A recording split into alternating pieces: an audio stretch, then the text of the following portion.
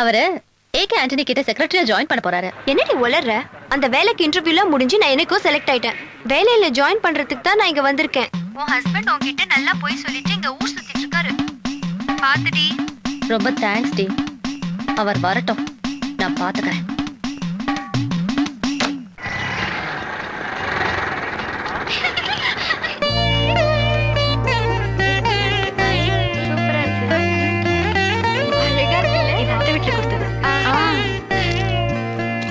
வணக்கம் சார், நட்டு வரட்டுங்களா? இல்லை வேணாம்.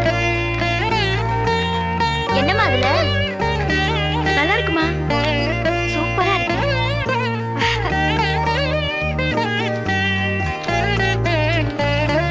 கொடுங்கக்கா.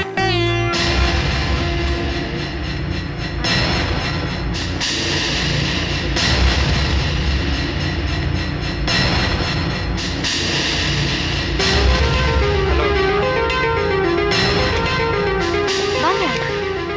அப்புறம் வரேங்க. நான் வரேன்.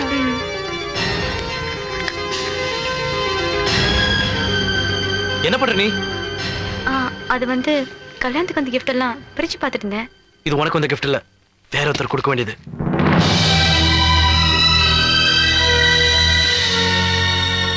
இன்னும் நான் காதலிக்கிறேன், அவளை தான் கல்யாணம் பண்ணுவேன், அவளுக்கு கிஃப்ட் தருவேன்னு சொல்றதெல்லாம் சரிப்பட்டு வர மாதிரி தெரியலடா.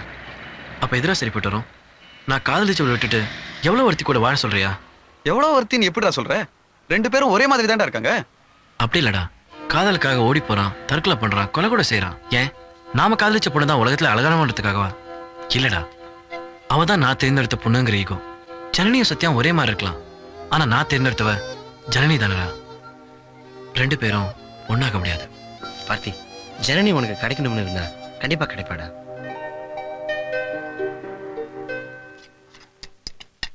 செல்லாம், ராஜாத்தி, அமுதா, எங்க இருக்க நீ? கேரளாவில இருந்து இன்டர்வியூ போயிட்டு அசந்து போய் வந்து நிக்கிறேன் நானு. என்ன வாசல்ல வந்து வரவேற்காம கிச்சன்ல என்ன பண்ணிட்டு இருக்க நீ? அல்வா கிண்டிட்டு இருந்தேன். ஓ, அதோட வந்து ரிசீவ் பண்றதுக்குள்ள நீங்களே வந்துட்டீங்க.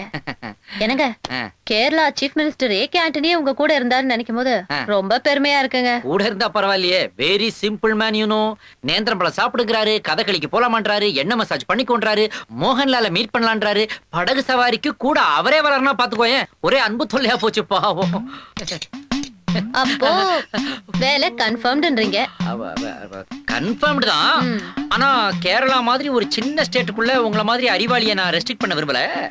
நீங்க டெல்லி போய் ஜனாதிபதி அப்துல் கலாம் கிட்ட செக்ரட்டரியா சேர்ந்துட்டா நல்லா இருக்குங்கிறாரு. அப்போ டெல்லி போகணும். போகணும், ஆனா ஒரு 20,000 வரைக்கும் செலவாகும். அதனால என்னங்க, வேலை கிடைச்சா